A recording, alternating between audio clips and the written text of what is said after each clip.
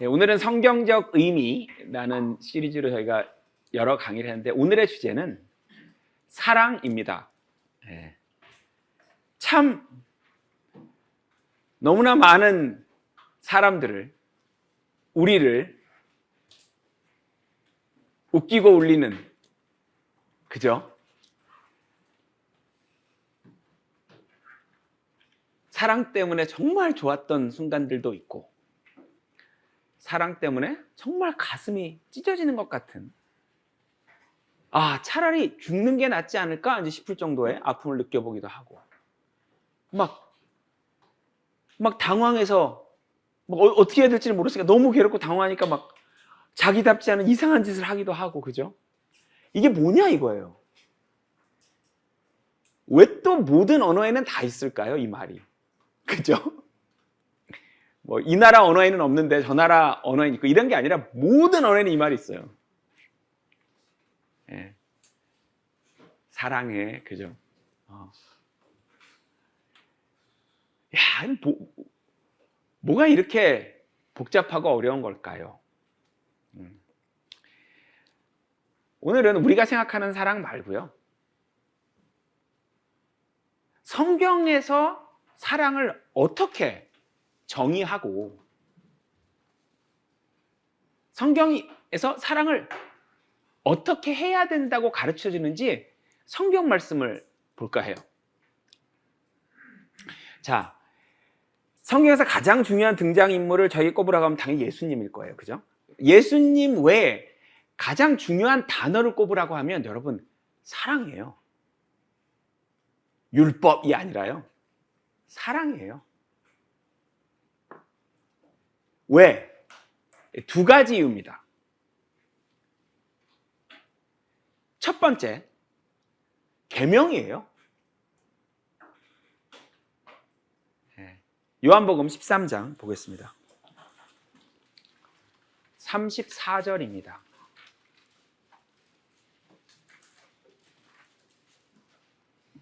ヨハネによる福音書13章34節、私は新しい戒めをあなた方に与える。互いに愛し合いなさい。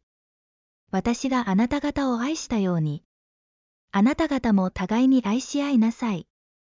자, 이 세 계명은 새 사람이 된 그런 사람들에게 주시는 계명이거든요. 자, 성경에 나오는 새 사람은 천열매들 그리스도, 그 존재죠. 예수님이 머리고 교회가 몸인, 예수님과 교회가 한 몸이 된 그 사람, 그 세 사람에게 무슨 계명을 주셨어요? 새 계명. 그게 뭐예요? 서로 사랑하라. 그러니까 율법은 죄인임을 깨닫게 하는 용도로 쓰는 거거든요. 천년왕국 말고는, 천년왕국에서는 진짜 지키는 용도고요. 우리 때는 뭐요? 죄인인 걸 깨달으라고, 다른 말로 못 지키는 걸 깨달으라고 주는 게 율법이기 때문에 그걸로 아이고 내가 천국에 못 가는구나 라는 걸 깨닫고 그 다음 뭘 원해요, 여러분? 자비를 원해요. 자비. 하나님 저 좀 불쌍히 여기서 살려주세요 해가지고 하나님이 그 신비로운 믿음, 예수 그리스도의 믿음이라는 그 믿음을 우리 마음에 심어주면 이제 우리가 아이고 천국에 가게 되고 영생을 얻었잖아요. 이런 사람들에게 하시는 말씀이 이제 서로 사랑하라. 물론 이 서로 사랑하라는 계명에 대해서 이제 자세히 신약 성경에서 여러 저자들이 풀어서 다시 설명을 해줬죠. 오늘 그것도 확인해 보겠지만 제일 중요한 건 뭐예요? 계명이니까 알아야 돼요.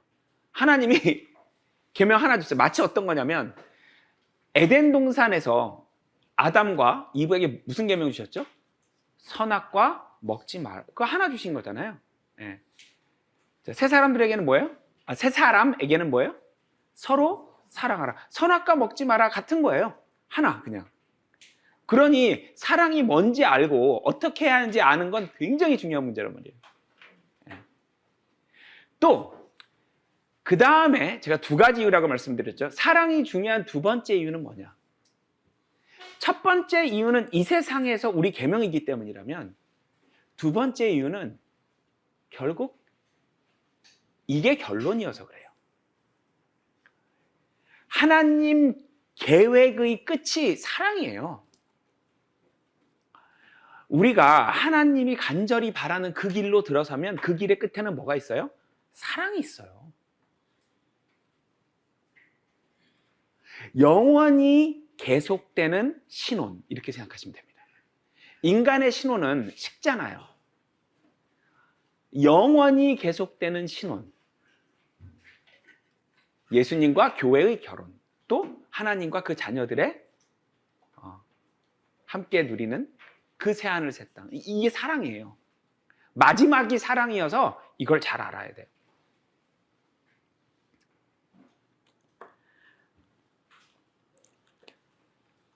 고린도전서 13장 보겠습니다. 8절 읽어보겠습니다. コリント人への第一の手紙、13章8節。愛はいつまでも絶えることがない。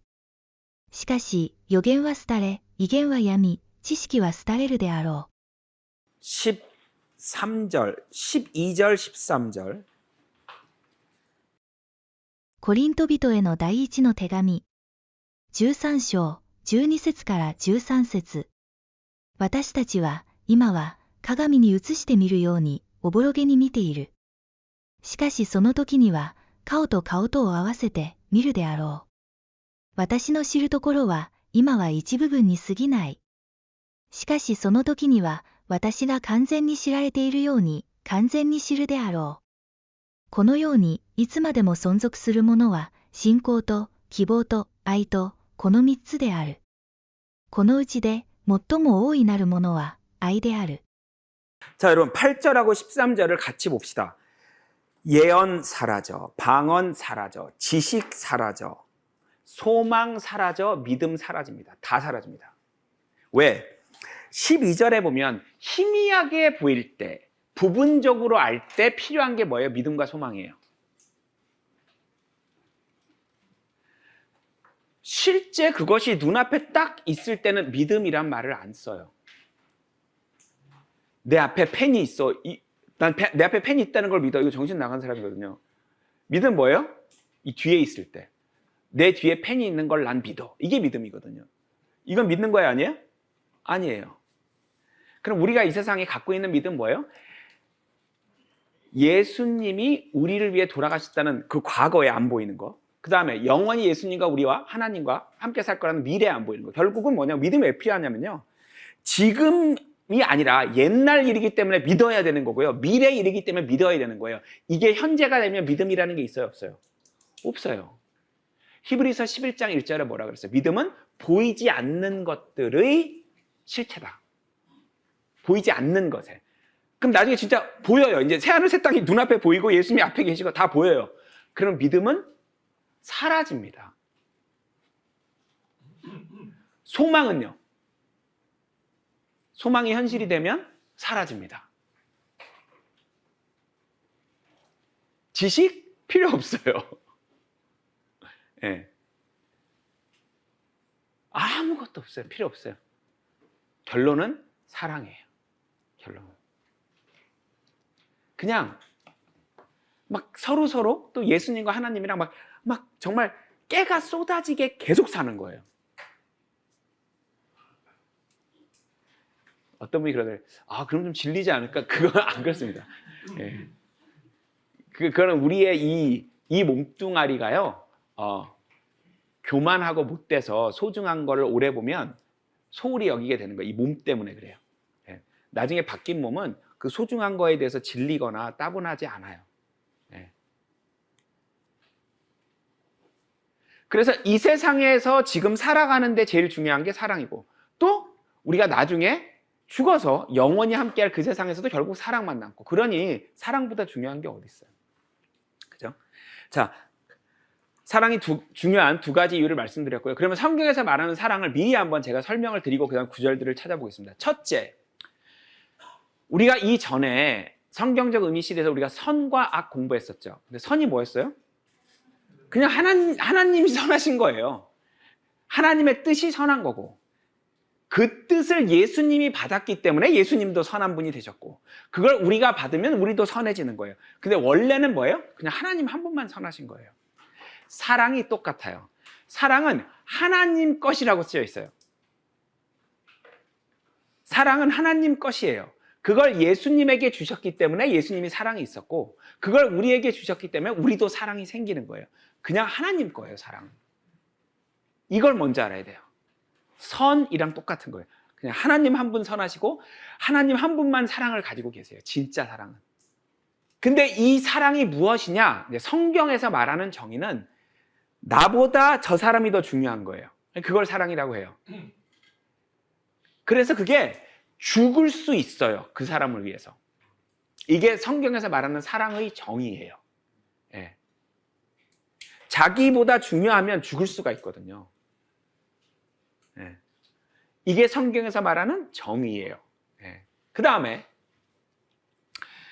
하나님이 자기 자녀들에게 성령을 통해서 사랑을 주신대요.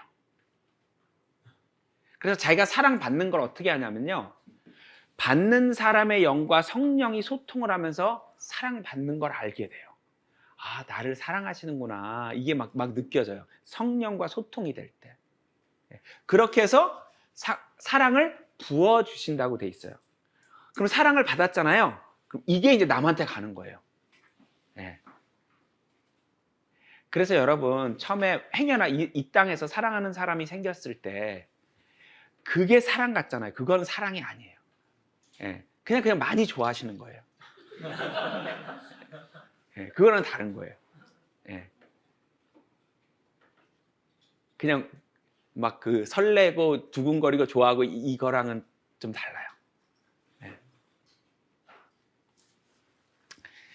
자, 세 번째. 그러면 자녀들은 어떻게 해야 되냐? 받기만 할 수 없잖아요. 받았으면 돌려드리고 싶잖아요. 이 딸들 둘이 어저께 괜히 막 돌아다니면서 엄마 아빠 사랑해 뭐 이런 노래를 계속 뭐 하고 다니는 거예요. 계속 사랑한대요. 저희한테. 근데 왜냐하면 이제 저나 제 아내가 이렇게 사랑하는 걸 느끼겠죠. 자기들도 사랑한다고 말해주고 싶은가 봐요. 막연히 뭔지 알아요. 신기하죠? 엄마 아빠가 하도 사랑한다고 하니까 사랑이 뭔지 설명은 안 했거든요. 애들 앉혀놓고 잘 들어봐. 사랑이 뭐냐고 설명한 적 없어. 그냥 사랑해라는 말을 계속 하니까 뭔지 모르겠지만 자기도 그 말이 나오는 거죠. 네. 자, 자녀들은 하나님을 어떻게 사랑하느냐? 계명을 지키는 걸 하나님은 사랑하는 걸로 간주하시겠대요. 계명을 안 주시면, 지금 이 세상에서는 계명을 안 주시면 하나님을 사랑할 방법이 없어요. 계명을 모르면 하나님을 사랑할 방법이 없어요. 왜? 하나님의 계명을 지키는 게 나를 사랑하는 거야 라고 딱 정의를 내려버리셨기 때문에, 계명을 안 다음에 그 계명을 지키면 하나님이 너 날 사랑하는구나. 그럼 아담과 이브가 하나님한테 사랑 표현을 어떻게 하면 돼요? 하나님 사랑해요를 말할 필요도 없어요. 어떻게 하면 돼요? 선악과 안 먹는 매 순간이 사랑 고백이에요. 그냥 안 먹고 있으면 하나님 사랑해요. 계속 안 먹고만 있으면. 자, 그렇게 해서 자녀들이 반대로 아버지에게 사랑을 돌려드립니다. 근데 계명을 안 지키면 하나님을 안 사랑한다는 얘기잖아요. 그럼 하나님 사랑도 우리한테서 점점 멀어집니다. 네. 자, 성경에서 말하는 사랑의 또 한 가지 측면이 뭐냐면, 이렇게 상대방이 내 사랑을 고마워하지 않을 때, 받아주지 않을 때, 돌려주지 않을 때 인내와 용서가 필요하다고 돼 있어요. 인내와 용서가. 그리고 끝까지 인내와 용서를 하는 게 아니라 하나님의 사랑도, 예수님의 사랑도, 우리가 서로를 향한 사랑도 끝없는 인내는 아니에요. 끝없는 용서는 아니에요. 어느 순간이 되면 끝이 있어요. 하나님의 사랑도 또 우리 사이에도 그렇게 해야 돼요. 네. 결국에는 하나님도 사람들이 지옥에 가는 걸 막으실 수가 없어요. 왜? 사랑만 있으신 분이 아니라 정의로운 분이셔서 그래요. 사람들이 왜 지옥에 가느냐? 하나님이 인간을 안 사랑해서가 아니고요. 정의로우셔서. 예. 하나님은 인간이 죄 속에서 신음하는 걸 너무 아파하시고 자기 마음이 너무 괴롭다고 그렇게 성경에 기록이 돼 있거든요. 자, 그럼 지금부터 이제 성경에서 하나님이 주신 말씀들을 차분히 한번 보도록 하겠습니다. 사랑에 대해서 가장 많은 얘기가 있는 장 두 개를 고르라고 한다면 고린도전서 13장, 요한일서 4장이에요. 이 두 장에요. 사랑 얘기가 많아요. 물론 실제 그 사랑을 나누는 건 아가서예요. 아가서. 그거는 이제 뭐 그냥 그 우리가 나중에 새하늘 새 땅에서 누릴 그냥 그 신혼, 깨가 쏟아지는 그 신혼은 아가서고요. 우리에게 설명해 주시는 건 고린도전서 13장, 요한일서 4장이 아주 많은 내용을 담고 있습니다. 요한일서 4장 먼저 가볼게요. 7절부터 12절까지 읽어볼 건데요. 이제 중요한 얘기들이 7절에 보면 사랑은 하나님 것이다. 원래 이제 그런 얘기가 나오고요. 그죠? 그 다음에 하나님이 사랑이시다 이렇게 나오고, 그 다음에 죽음만큼 강하고 죽어줄 수 있을 정도의 감정, 그만큼 상대방을 소중하게 생각하는 게 죽음을 정의로 말하고요. 그 다음에 시작은 하나님이 먼저다. 이제 이런 말씀이 있고, 우리가 계속 그 사랑 안에 머물려면 어떻게 해야 되는지 이런 순서로 기록이 되어 있습니다. 자, 읽어보도록 하겠습니다.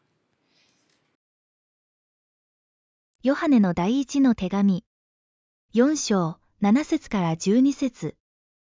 愛する者たちよ。私たちは互いに愛し合おうではないか。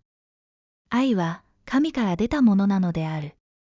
すべて愛する者は神から生まれたものであって神を知っている。愛さない者は神を知らない。神は愛である。神はその一人子を世に使わし、彼によって私たちを生きるようにしてくださった。それによって私たちに対する神の愛が明らかにされたのである。私たちが神を愛したのではなく、神が私たちを愛してくださって、私たちの罪のために贖いの供え物として御子をお使わしになった。ここに愛がある。愛する者たちよ。神がこのように私たちを愛してくださったのであるから、私たちも互いに愛し合うべきである。 이것이 사랑의 본질입니다. 그냥 근원이 하나님이에요. 그러니까 인간끼리의 사랑은 다 그냥 그림자고요. 다 한계가 있는 거예요.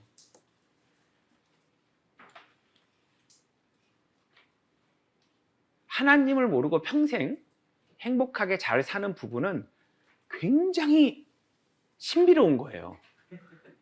예. 왜냐하면 성경적으로 보면 이게 불가능한 일이거든요. 불가능한 일을 어떤 다른 힘으로 해내신 거예요. 놀라운 일이에요. 왜냐하면 인간 사랑은 이게 식을 수밖에 없으니까 그 자리를 다른 도덕이든 윤리가 됐든 책임감이 됐건 어떤 다른 게 들어오면서 사랑 자리를 메꿔서 그 힘으로 살아간 거죠.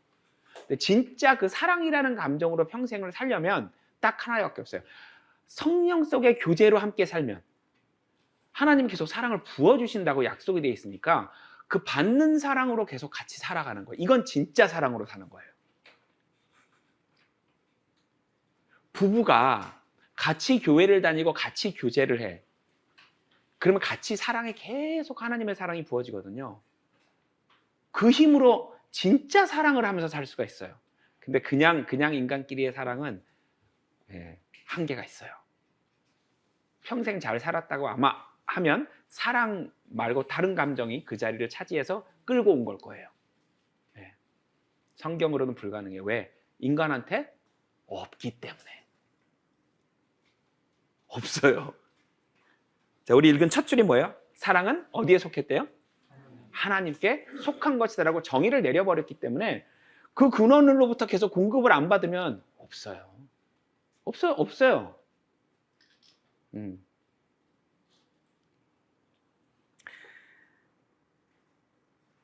9절 하나님이 우리를 먼저 사랑하셨는데 어떻게? 자기 하나뿐인 아들을 죽이셨다 이거예요. 그게 사랑이다. 먼저 사랑하셨다 우리를. 19절에 한 번 더 읽어볼까요? ヨハネの第一の手紙4章19節私たちが愛し合うのは神がまず私たちを愛してくださったからである。 자, 하나님이 우리를 먼저 사랑하셨다. 왜 이 순서가 중요할까요? 여러분, 먼저랑 뭐랑 관계가 있냐면 서열과 관계가 있어요. 하나님은 인간 세상에 서열을 만드셨을까요? 안 만드셨을까요? 만드셨어요. 예. 교회에서도 서열이 있고요. 예, 성경에 보면. 근데 이제 우리 교회에서는 최대한 안 만들려고 하는데, 왜냐하면 그 서열만큼 거기에 맞는 정도의 사람이 너무 어려운 일이다 보니까 자신이 없어서 뭐 장로, 뭐 그죠? 집사, 뭐 이런 걸 이제 사실 그렇게 해도 됩니다. 다만 또 단점이 있다 보니까 조심스러워서 안 하고 있는데, 아무튼 하나님은 교회에서도 서열이 있습니다. 집안에서도 서열이 있죠. 부모님이 자식의 머리입니다. 부부는 뭐예요? 성경에 의하면, 세상 얘기 아닙니다. 사회적인 얘기 아니고 성경에는 뭐라고 되어 있냐면 남편이 아내의 머리라고 되어 있어요. 그럼 머리여서 좋은 게 아니라요. 머리면 뭐예요? 먼저 사랑해야 돼요. 그게 어려운 거예요. 그쪽이 나중에 감동할 때까지 먼저 계속 사랑해야 돼요. 하나님이 우리에게 그렇게 사랑을 하고 다 주고 기다려주듯이, 그렇게 모르고 철딱서니 없이 구는 내내 하나님이 기다려주셨듯이 부모님이 자식을 기다려줘야 돼요. 할 수 없어요. 부모가 머리여서 자식한테 사랑을 계속 쏟아주면서 언젠간 이놈이 철이 들고 내 마음을 알아주길 기다리는 수밖에 없어요. 자, 또 부부를 적용한다면 남편이 아내를 계속 사랑하면서 언젠가 그 아내가 언젠가 정말 남편 사랑에 감동할 때까지 기다려주는 수밖에 없어요. 그게 리더의 안 좋은 점이에요.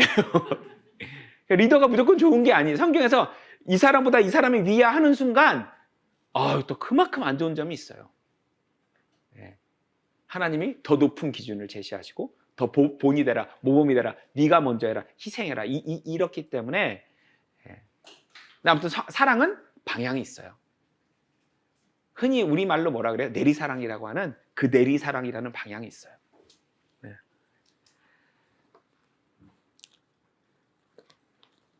요한복음 15장 읽어보겠습니다. 9절부터 13절입니다. 9절부터 13절. ヨハネによる福音書15章9節から13節父が私を愛されたように私もあなた方を愛したのである。私の愛のうちにいなさい。もし私の戒めを守るならばあなた方は私の愛のうちにおるのである。それは私が私の父の戒めを守ったのでその愛のうちにおるのと同じである。私がこれらのことを話したのは私の喜びがあなた方のうちにも宿るため、またあなた方の喜びが満ち溢れるためである。私の戒めはこれである。私があなた方を愛したように、あなた方も互いに愛し合いなさい。人がその友のために自分の命を捨てること、これよりも大きな愛はない。 자, 중요한 얘기가 나옵니다. 하나님이 우리를 사랑하시는데 계속 똑같이 사랑하시는 게 아니고 우리가 계명을 지키면 그 사랑 안에 머무는 거고, 우리가 계명을 안 지키면 사랑 안에서 멀어지는데, 심지어 충격적인 건 아버지 하나님과 아들 하나님 관계도 그랬다는 거예요. 하나님이 예수님을 계속 사랑하신 이유는 여기 이유가 있잖아요. 그냥 독생자여서가 아니라 예수님이 아버지가 시키신 일을 계속 했기 때문에 아버지 사랑 안에 머물렀고, 그래서 넘치는 사랑을 가지고 또 우리에게 주신 거예요, 예수님이. 예수님은 정말 사랑으로 가득 차셨던 분인데 그게 어디서 온 거예요? 아버지한테서 온 거예요. 예. 예수님이 십자가에 순종을 안 하셨다면 하나님의 사랑이 예수님에게서 떠났을 수도 있어요. 그죠? 근데 예수님이 그 힘든 일을 해내신 거잖아요. 그죠? 33년 동안 순종하셨고 하나님의 사랑을 잃어버리지 않았어요. 딱 한 번. 우리를 대신해서 십자가에서 사랑을 버리셨죠. 사랑을 우리한테 넘겨주시려고 알리 라마 사막다니 뭐죠? 아버지 왜 나를 버리시나이까? 한 번 하나님 사랑에서 끊어졌는데 우리 대신 우리랑 바꿔주시고 하나님 사랑을 잔뜩 받은 거를 우리한테 넘겨주시려고 자기가 하나님한테 일부러 버림을 당하셨죠. 그게 사랑이에요. 자, 13절 역시 목숨을 버리는 것이다. 목숨을 버리는 것이다. 한마디입니다. 뭐예요? 자기보다 그 상대방이 더 소중한 거예요. 성경은 사랑을 이렇게 설명합니다. 로마서 5장입니다. 8절입니다.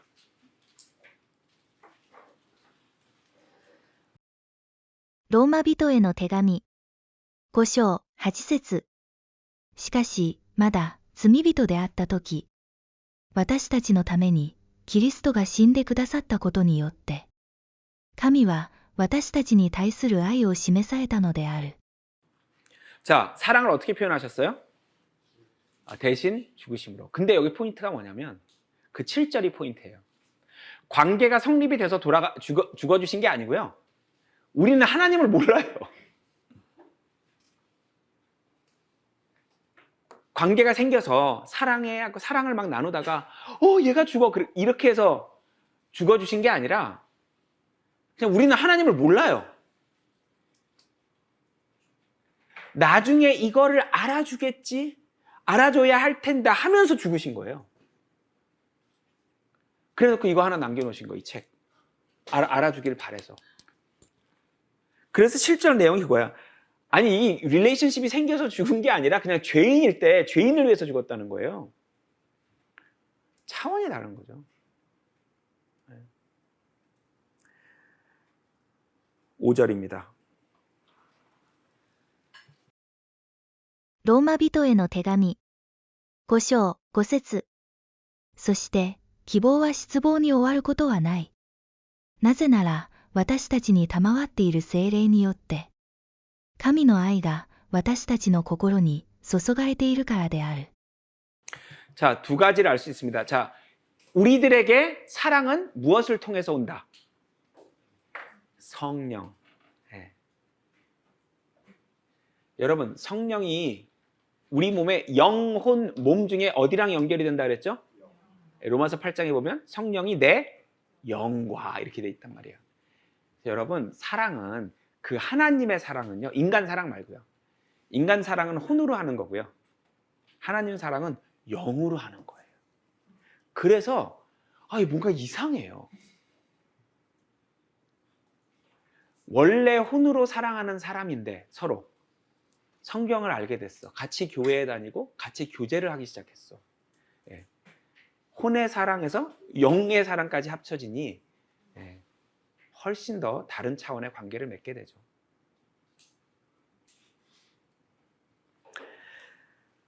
또 하나, 우리 마음에 부어지는 거구나. 우리 영에 부어지는 거구나. 자기 걸 짜내는 게 아니에요. 사랑해야지. 안 되죠. 안 돼요, 잘. 부어지는 거예요.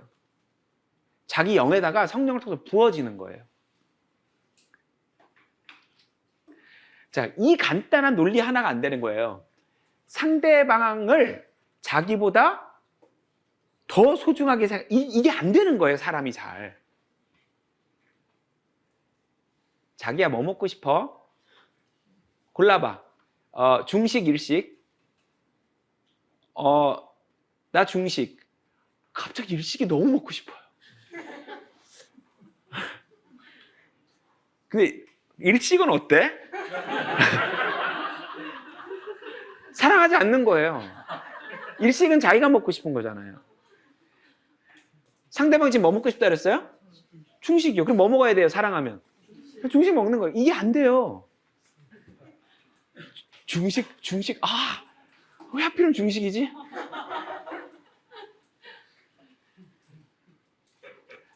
아니, 좀 웃긴 예를 들었지만 안 돼서 그래요. 그래서 싸우는 거예요, 여러분.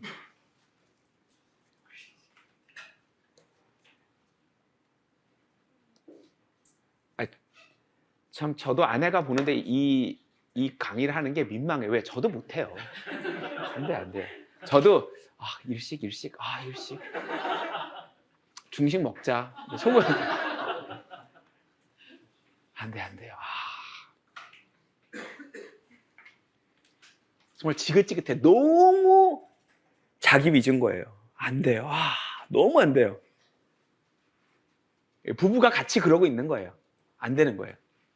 누가 먼저 해야 돼요? 근데 이걸 누가 먼저 깨야 돼요? 남편이 먼저 깨야 돼요. 남편이 자꾸 중식 해줘야 돼요. 중식? 중식. 한 1000번 연속으로. 네. 그때서야 좀 느끼는 게 있을 수 있죠. 이 사람이 가만히 보니까 자기보다 나를 더 소중하게 생각하네. 한두 번 해갖고 안 되고요. 일관성 있게 한 1000번? 네. 안 되죠, 근데. 나도 모르게 자꾸. 네. 관계가 있어도 그런데 하나님은 관계가 안 생겼을 때 하셨다는 거예요. 죄인일 때 상대방. 그게 놀라운 거죠.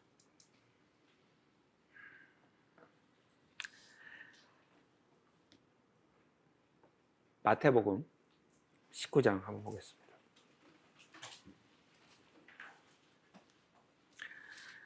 마태복음 19절부터 22절까지 읽었는데 여러분 아시는 얘기죠? 젊은 부자 관원. 그죠? 예수님이 이 뒤에 예루살렘 입성하시잖아요. 이제 나귀 타고 21장에서 들어가서 만나게 될 사람들의 샘플을 미리 만나시는 거거든요. 예. 그 예루살렘에서 만나게 될 사람들의 특징이 뭐냐면요. 자기들이 의로운 줄 알아요. 그런 특징을 가지고 있어요. 그 예루살렘 사람들은. 19절부터 22절까지 읽어보겠습니다. マタイによる福音書19章19節から22節。父と母とを敬え。また自分を愛するようにあなたの隣人を愛せよ。この青年はイエスに言った。それは皆守ってきました。他に何が足りないのでしょう。イエスは彼に言われた。もしあなたが完全になりたいと思うなら、帰ってあなたの持ち物を売り払い、貧しい人々に施しなさい。そうすれば、天に宝を持つようになろう。そして、私に従ってきなさい。この言葉を聞いて、青年は悲しみながら立ち去った。たくさんの資産を持っていたからである。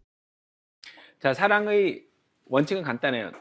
상대방이 자기보다 중요한 거기 때문에 상대방이 힘들면 자기 재산을 다 줘야 되거든요.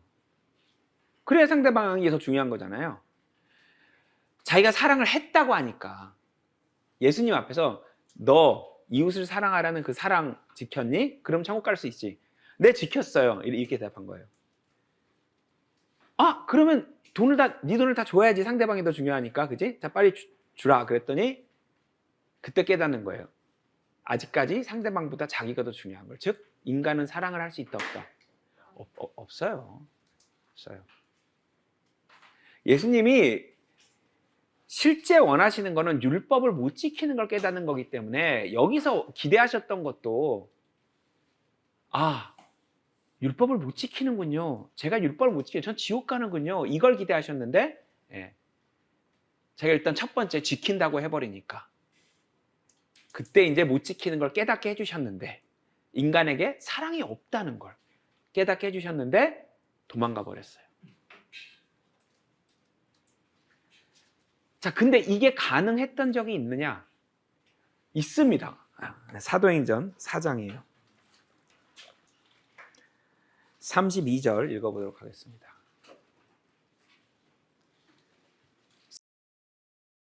ト行伝4章32節。信じた者の群れは心を一つにし、思いを一つにして、誰一人その持ち物を自分のものだと主張するものがなく、一切のものを共有にしていた。 여러분 재산을 다 합쳐서 공동으로 써요. 그 밑에 보면요. 35절에 가면 그 예수님 제자들이 알아서 나눠줬대요. 재산을 다 합친 다음에 제자들이 그 사도들이 알아서 나눠줬대요. 그러니까 어떤 상황이냐면요. 여기 오신 모든 분들이 저한테 입금을 다 하시는 거예요. 전 재산을. 그럼 제가 보고 이렇게 나눠주는 거 알아서 그냥. 근데 아무도 안 싸웠어요. 그렇게 사이좋게 잘 살았어요. 물론 이제 이 뒤에 이제 문제가 된 사람도 나오긴 하지만 전체적으로는 잘 지내요. 왜? 상대방이 더 중요해요. 자기보다 교회 식구들이 더 중요한 거예요. 자기보다.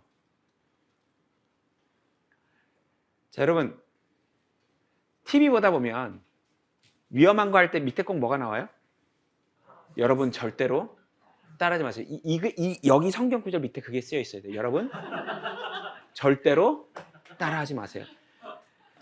여러분 이때는 어떤 때냐면요. 베드로가 죽은 사람을 살리잖아요. 요 뒤에. 그죠? 바울도 유두고라는 사람을 살리잖아요. 이때는 뭐냐면 하나님의 일꾼들이 죽은 사람을 살릴 정도의 놀라운 힘을 가지고 있어요. 영적인 힘을. 그래서 이게 가능한 겁니다.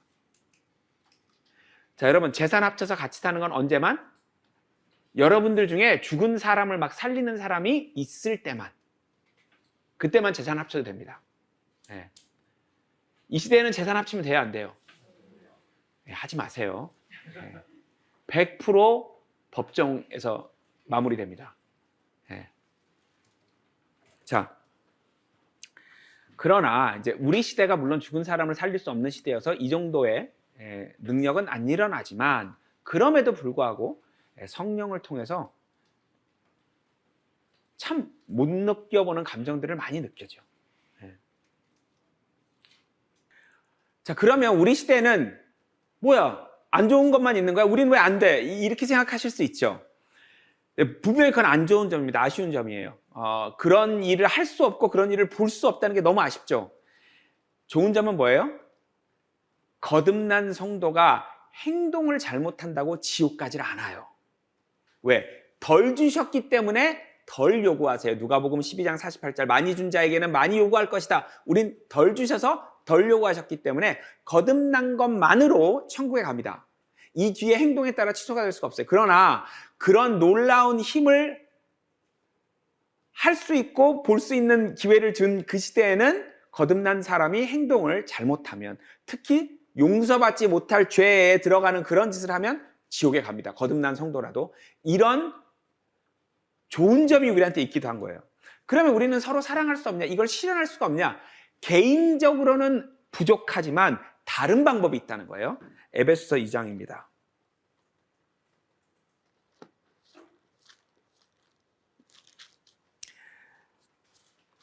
에베소서 2장 10절하고 15절 여기를 보면 우리 개개인적으로 하나님의 일을 하는 게 아니라요. 15절에 새 사람이라는 사람을 만드신대요. 예수님이 이 사람의 머리, 교회가 이 사람의 몸, 이 사람이고 이 안에는 유대인, 이방인이 막 합쳐져가지고 지체가 돼가지고 이 사람이 선한 일을 하고 이 사람이 사랑을 온전히 할 수 있기 때문에 우리는 이 사람의 지체로 살면 혼자서 못하는 그 하나님이 우리를 사랑하신 그거를 개인적으로는 못해도 이걸 통해서 실현할 수 있다는 거예요. 몸의 지체로. 그죠? 그 4장에 보면 이제 12절부터 16절에 보면 하나님을 믿는 일에 하나가 되고 하나님의 지식을 공부하는데 하나가 돼서 이 몸이 커가면 즉 우리가 간, 쓸개, 허파로서 각자 자기 역할을 하면 그걸 서로 사랑한 걸로 해주시는 거예요. 왜? 바울이 쓴 13통 바깥에서는 단 한 번도 거듭난 성도들을 몸의 지체로 비유한 적이 없어요. 서로의 지체가 된다. 이 말은 이제 바울이 계속했죠. 로마서 12장에서도 하고, 그죠? 서로의 지체가 되는 그런 식으로 목적을 달성할 수 있다. 이런 얘기죠. 네. 자, 이 시대에는 가능했죠. 그럼 이 시대에 이제 사람들을 기준으로 쓰여진 책이기 때문에 바울이 쓴 13통을 빼면 요한복음 14장입니다. 자, 여러분 아시다시피 그 15절부터 이제 그 성령님 오실 거 얘기해 주시거든요. 예수님이 성령님이 오실 거야. 내가 이제 죽어서 승천하면 성령님 오실 거야. 이제 그 얘기 하시면서 12절 보겠습니다. ヨハネによる福音書14章12節よくよくあなた方に言っておく。私を信じる者はまた私のしている技をするであろう。そればかりかもっと大きい技をするであろう。私が父の身元に行くからである。 아버지께로 가면 성령을 보내주실 거기 때문에 그 성령이 너희의 영과 소통을 하면서 너희에게 힘을 실어주면 아버지의 사랑을 너희에게 부어주면 너희가 내가 한 거를 한다. 그 중에 제일 중요한 게 뭐예요? 사랑이에요. 사랑. 예수님이 하신 걸 우리도 한다는 게 뭐냐면 예수님이 우리를 사랑하셨잖아요. 자, 예수님이 요 바로 앞에서 13장 34절에서 뭐라 그랬어요? 뭐라고 말씀하셨죠? 내가 너희를 사랑한 것 같이 너희가 사랑하라고 했는데 우리 시대는 그게 잘 안 되죠. 그죠? 네. 근데 이 뒤에 보니까 사도행전 4장 보니까 됐어요? 안 됐어요? 네, 되잖아요. 예수님이 우리를 사랑하신 것처럼 자기들끼리 사랑을 진짜 하잖아요. 재산을 합쳐도 안 싸우잖아요. 결국 사랑은 어디서 와요? 성령을 통해 오는 겁니다. 성령을 통해. 갈라디아서 5장입니다.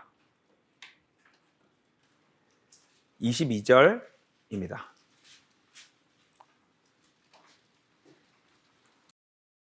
갈라디아人への手紙5章22節しかし、御霊の実は愛、喜び、平和、寛容、慈愛、善意、忠実。 자, 사랑은 어디서 온다?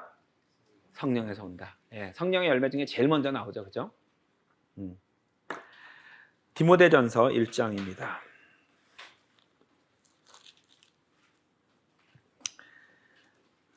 바울이 성도들에게 조언해 주는 얘기죠. 5절 읽어보겠습니다. テモテへの第一の手紙1章5節私のこの命令は清い心と正しい良心と偽りのない信仰とから出てくる愛を目標としている。 자, 사랑이 어디서 나오냐면요. 이 세 가지에서 나온다고 합니다. Pure heart. 깨끗하고 맑은 마음. 두 번째, 좋은 양심. 자, 양심은 뭐다? 인간의 영을 양심이라고 합니다. 전도서 보면 짐승도 영이 있거든요. 개미들이 그렇게 질서정연하게 막 움직이고 하는 게 다 짐승들의 영이 하나님의 컨트롤을 받는 통로예요.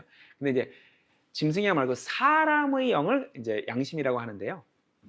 그 영 영역에 있는 그게 깨끗하고 선해야 됩니다. 이 양심이 독을 마실 수도 있다, 오염될 수 있다 이렇게 돼 있거든요. 성경에는. 이게 깨끗하고 또 가식 없는 믿음. 이 세 가지가 사랑을 만드는 토양이 되는 거예요.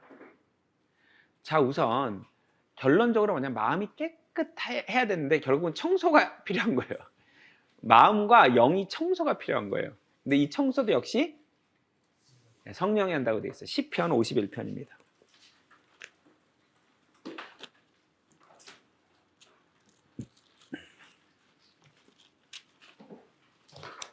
시편 5편, 시편 51편 10절입니다. 10절, 11절 읽어보겠습니다.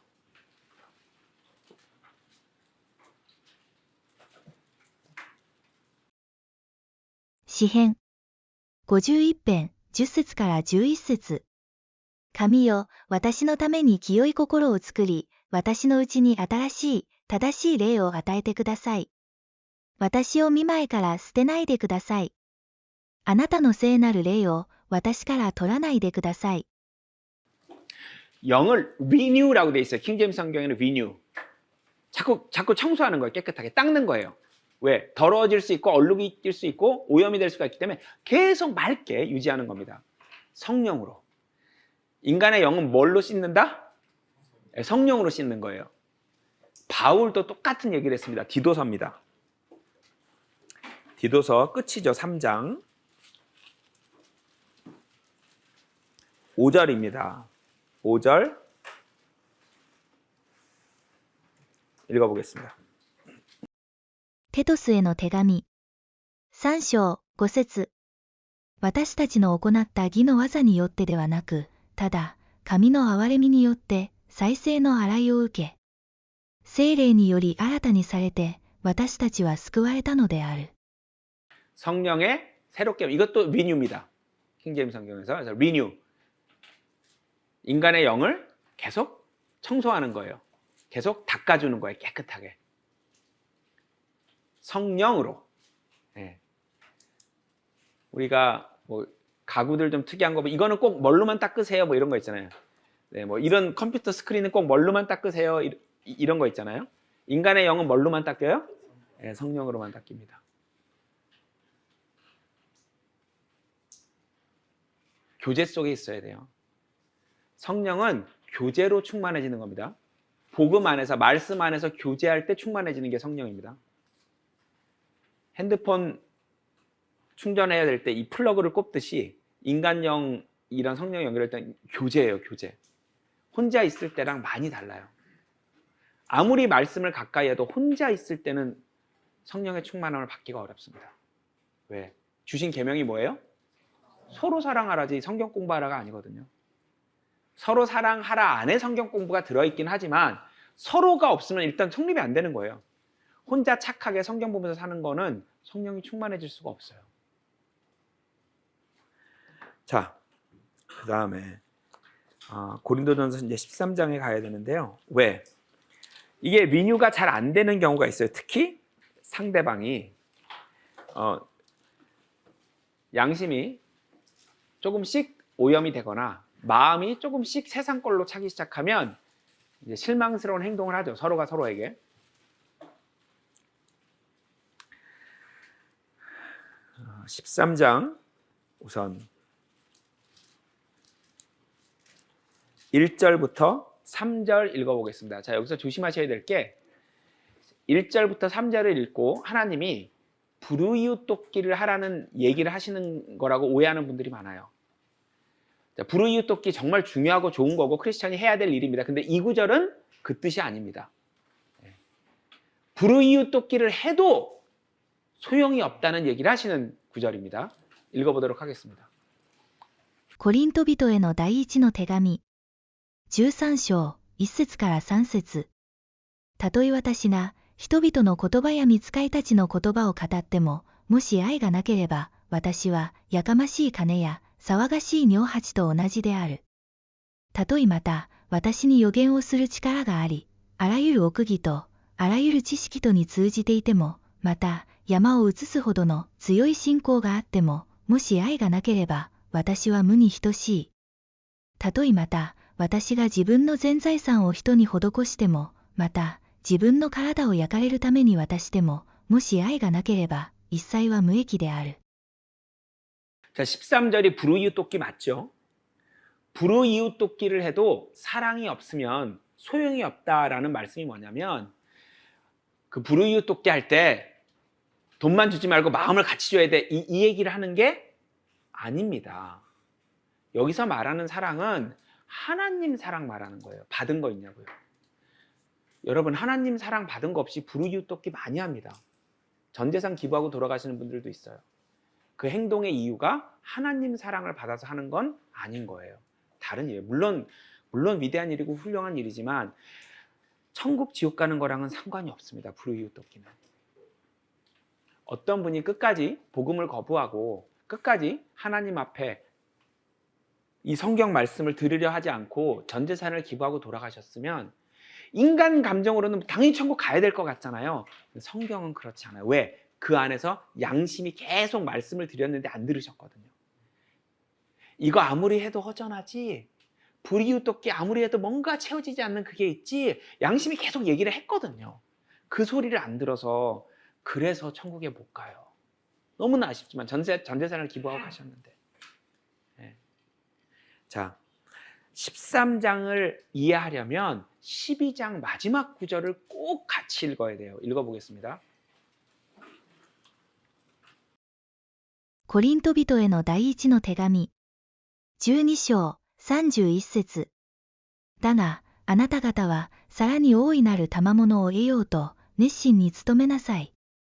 そこで、私は最も優れた道をあなた方に示そう。 최고의 선물을 기다리래요. 그리고 나오는 얘기예요. 사랑이 뭐예요? 성령이 주시는 최고의 선물인 거예요. 사랑은 내 안에 걸 짜내는 게 아니라 성령이 충만해졌을 때 성령이 나한테 주시는 거예요, 그냥. 선함도 하나님이 그냥 주시는 거고요, 우리에게. 믿음도 받더니 하나님이 주시는 거고요. 사랑도 받더니 하나님이 주시는 거예요. 받아서 사랑하는 그 사랑이 중요해요. 여러분, 아내를 진심으로 사랑하고 싶으세요? 남편을 진심으로 사랑하고 싶으세요? 친구를 진심으로 사랑하고 싶으세요? 자녀를 진심으로 사랑하고 싶으세요? 그러면 받은 걸로 해야 돼요. 교제 속에서 충만해진 다음에요, 그 마음에 이상한 감정이 생기거든요. 그거 가지고 해야 돼요. 그게 진짜 하나님이 인정해 주시는 그 사랑이에요. 그거 없이,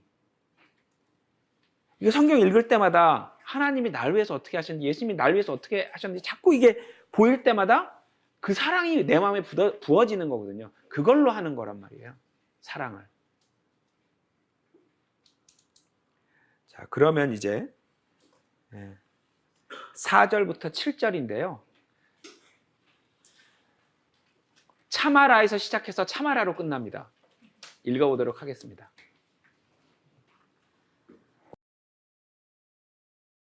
コリント人への第一の手紙、13章4節から7節。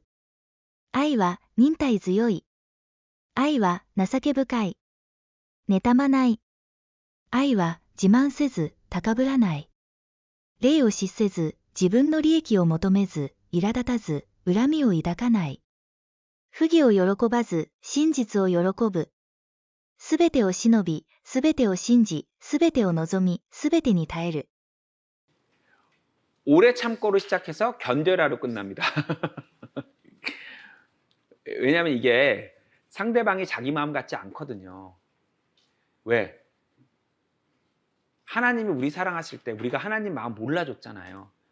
계속 외면하고 계속 내 하고 싶은 대로, 계속 내 멋대로 살았잖아요. 그런 거예요.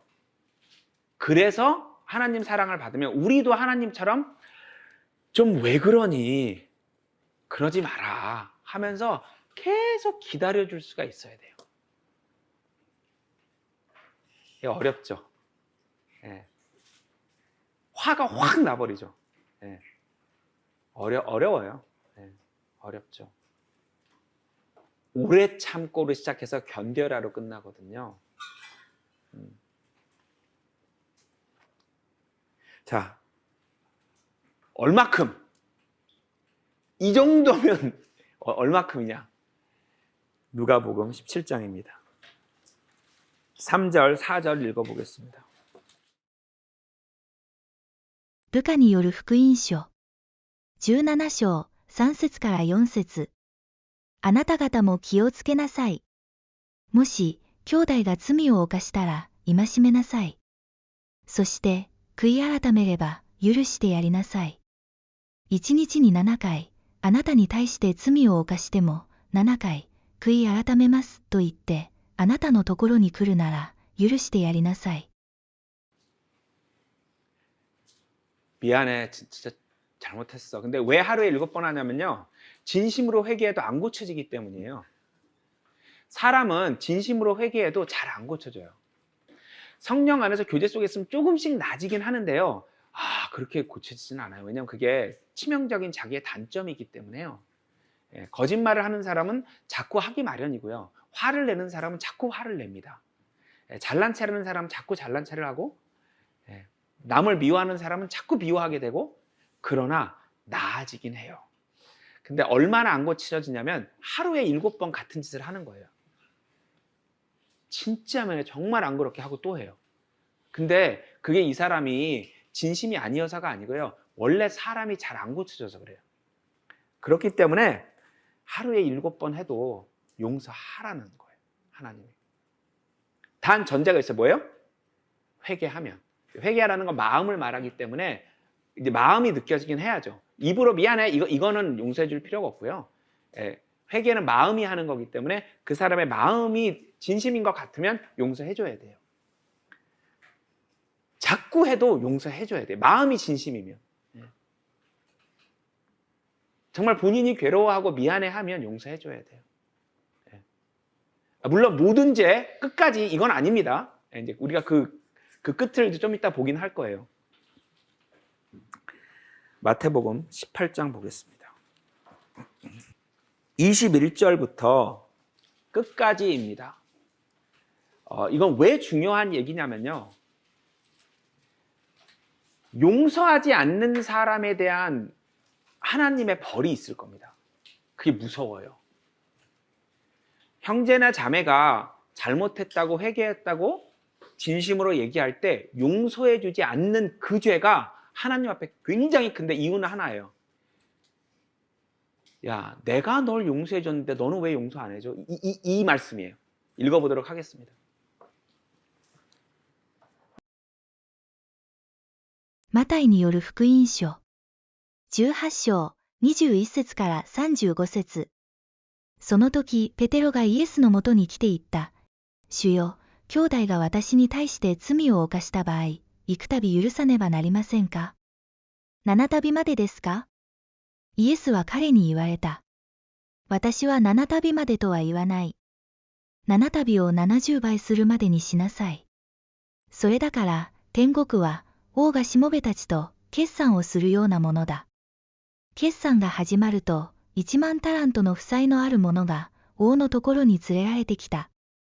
しかし返せなかったので、主人はその人自身とその妻子と持ち物全部とを売って返すように命じた。そこで、このしもべはひれ伏して哀願した。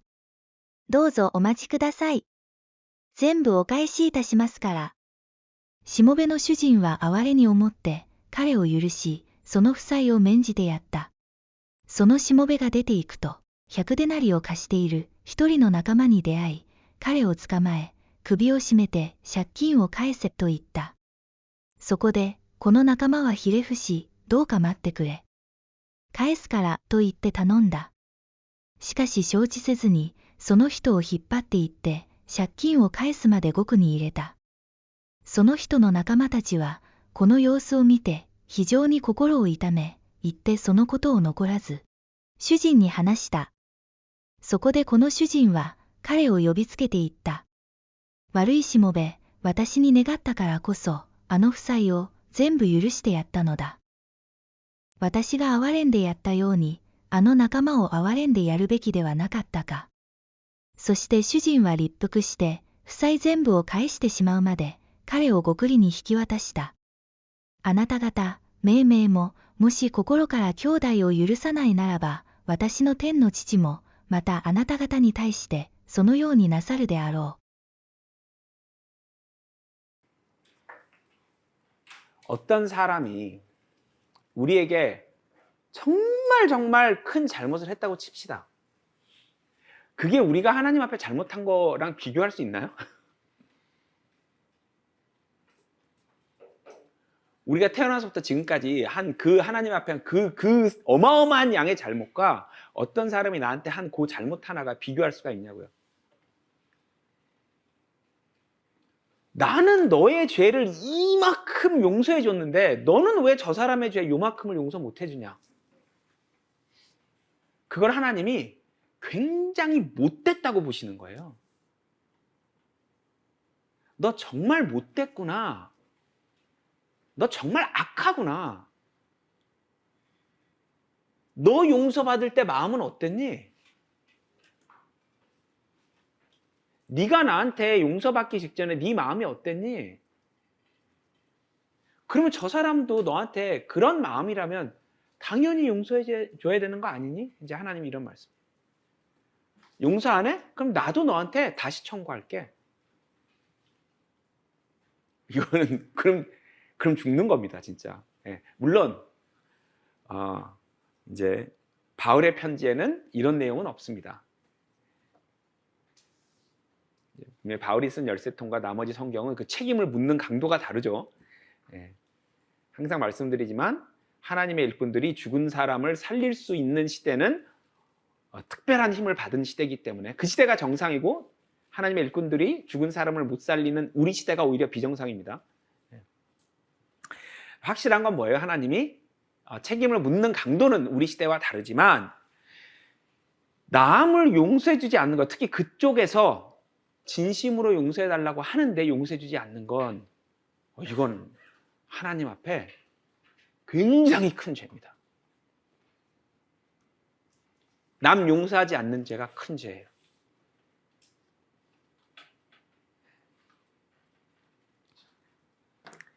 자, 그러면 끝없이 용서하고 끝없이 봐줘야 되냐? 당연히 아닙니다. 당연히 아닙니다. 데살로니가 후서 3장입니다. 자, 6절부터 15절인데요. 서로 사랑하라는 말을 오해하지 않아야 합니다. 무슨 말이냐면 바울이 쓴 편지들을 우리는 우선적으로 봐야겠죠. 뭐냐? 서로 사랑하라는 말을 이용해서 자기는 일을 안 하고 상대 형제들, 교회에 있는 식구들에게 의지해서 살려는 사람들이 있었던 거예요. 일을 안 하는 거예요. 나 돈 좀 빌려줘. 나 힘들어. 서로 사랑을 했잖아. 나 돈 좀 빌려줘. 일 안 하면서. 네. 빌려주면 안 됩니다. 네. 일단 그냥 여러분 제발 절대로 교회 안에서 돈 빌려주거나 빌리지 마시고 빌려주지 마세요. 주시는 건 괜찮아요. 주시는 건 괜찮아요. 왜? 빌려주고 안 갚으면 갑자기 둘 중에 한 명이 교회를 안 나와요. 안 갚는 사람이 못 나오거나 안 갚으면서 계속 나오면 빌려준 사람이 화가 나서 안 나오거나. 그거 사탄이 정말 잘 이용하는 거예요. 여러분 정말 최소한 여러분은 조모임 하는 서로 아니까 누가 너무 힘든 걸 여러분들이 이제 가까이 지내면 알게 되잖아요. 차라리 주시는 건 돼요. 힘들 때 이거 써. 꺼주지 마세요. 꺼주지 마세요. 빌리지도 마세요. 자, 아무튼 그게 본질은 아니고 읽어보도록 하겠습니다.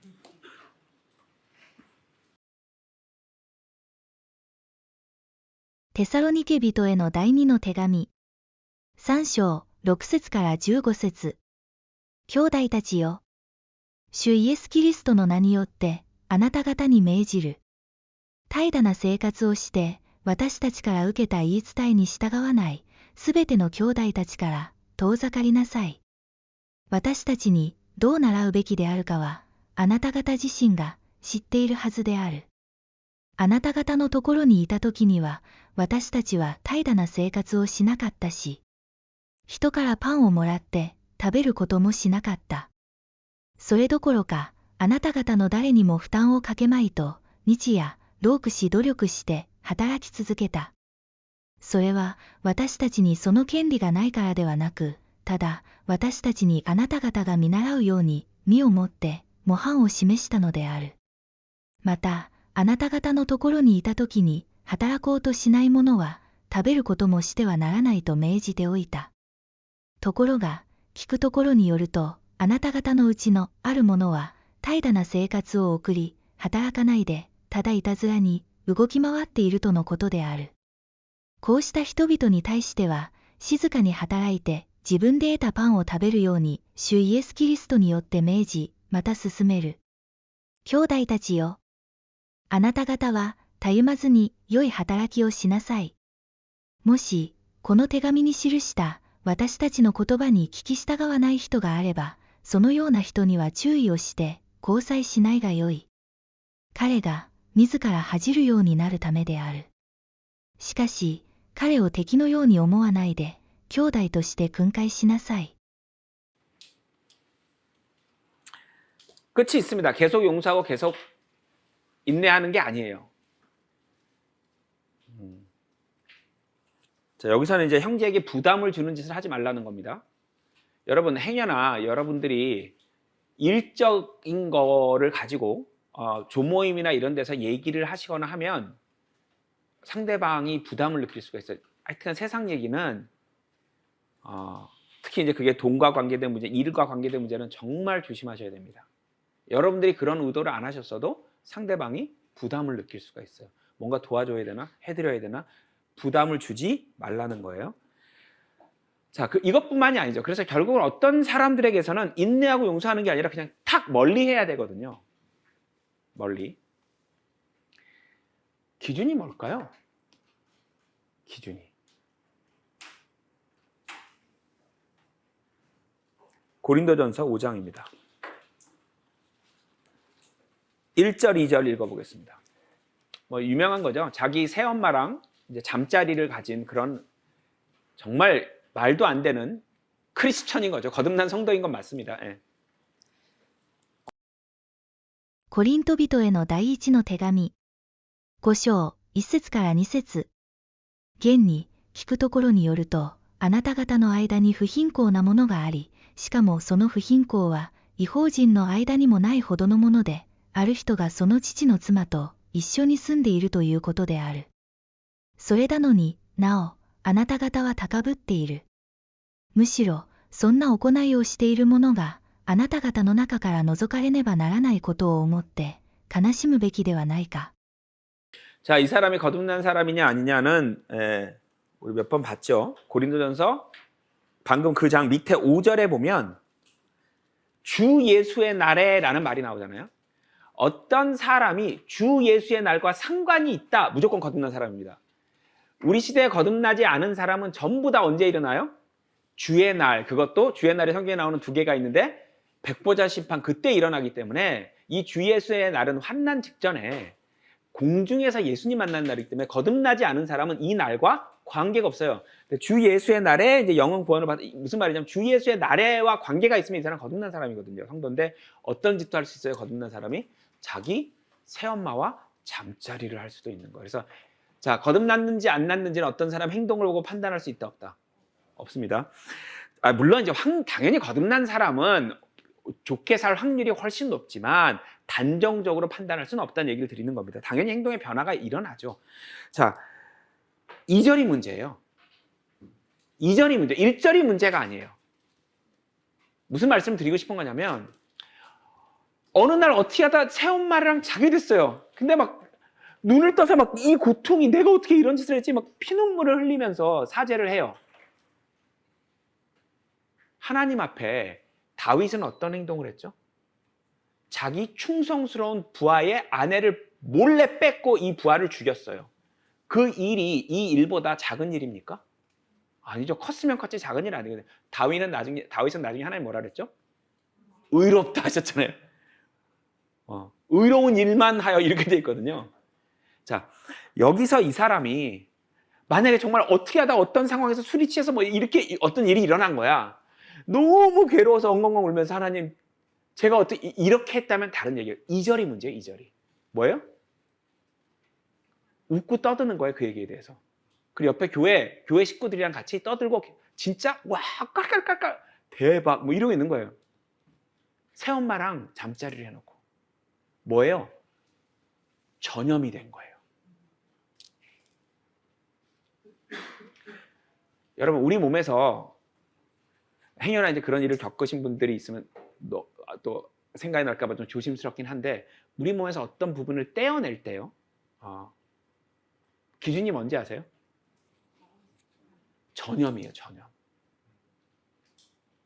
암세포 왜 떼어내죠? 전이가 되기 때문이에요. 또 이제 염증이 퍼질 것 같으면 할 수 없이 이제 손이나 발을 절단해야 되는 일도 있죠. 왜? 퍼질 때. 자, 이거 퍼졌어요, 안 퍼졌어요, 지금? 이런 생각이 퍼진 거예요, 아니에요? 퍼졌어요. 누구를 멀리하고 누구를 멀리 떼어내야 되냐면 진심으로 회개를 하지 않고 오히려 퍼뜨려. 달라질 생각이 없어. 즉 진심으로 회개를 안 해. 이때. 또 다른 표현으로 뭐라고 하죠? 음행이라고 합니다. 음행은 예수님께서 이혼을 해도 된다고 말한 사유입니다. 음행. 당연히 그 몸의 음행만을 말한 게 아니죠. 육체적인 외도도 당연히 음행입니다. 영적인 음행을 말하는 거예요. 중심에 다른 게 들어가 있는 거예요. 하나님 자리에 성령이 채워져야 될 자리에 다른 게 들어가 있는 거예요. 영적인 음행. 이거는 인내와 용서를 할 일이 아니고요. 회개를 안 하니까. 결론은 어디에 있느냐? 진심 어린 회개. 그 다음에 그 사람의 마음의 중심. 이거를 보고 조심스럽게 기도하면서 언제까지 어떻게 참아야 할까요? 하나님이라고 이제 물어봐야겠죠. 자기 스스로에게. 그럼 이제 어느 순간 야, 여기까지구나 라는 걸 자기 양심이 압니다. 자기 양심이. 멀어져야 합니다. 전도할 때도 마찬가지입니다. 전도를 하다 보면 어느 순간에 지금은 안 되겠구나 하고 멀리 해야 된다는, 자연스럽게 멀어지는 순간이 오죠. 거기까지 이렇게. 네, 사랑에 대해서 살펴보면 끝이 없겠지만 너무 멋있는 구절 마지막으로 한번 나눠보겠습니다. 아가서인데요. 제 인생을 바꾼 책 중에 하나입니다. 아가서는 처음부터 끝까지 그 깨가 쏟아지는 신혼 사랑 나누는 얘기입니다. 여러분 이 세상에서 행여 끝까지 선택이 자이든 타이든 독신으로 지내셨어도 괜찮습니다. 이게 기다리고 있기 때문에. 자, 근데 이 중에 제가 참 멋있게 생각하는 구절인데요. 6절, 7절입니다. 아가서 8장. 죄송합니다. 그 킹제임스 솔로몬의 노래로 돼 있죠? 자, 솔로몬의 노래 8장 보겠습니다. 솔로몬의 노래 8장. 画家8章6節から7節。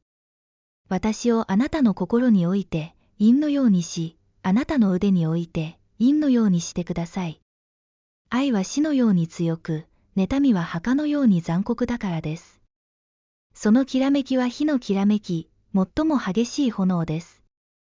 愛は大水も消すことができない、洪水も溺れさせることができない。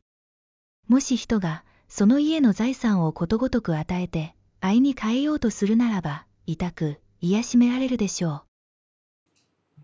자, 다른 걸로 깰 수가 없는데 더 멋있는 말은 죽음만큼 강하대요. 사랑은. 그래서 죽을 수가 있는 거예요. 너무 멋있지 않습니까? 생각나는 사람 없어요? 예수님 말고? 사랑은 죽음만큼 강합니다. 누구 생각나는 사람 없어요?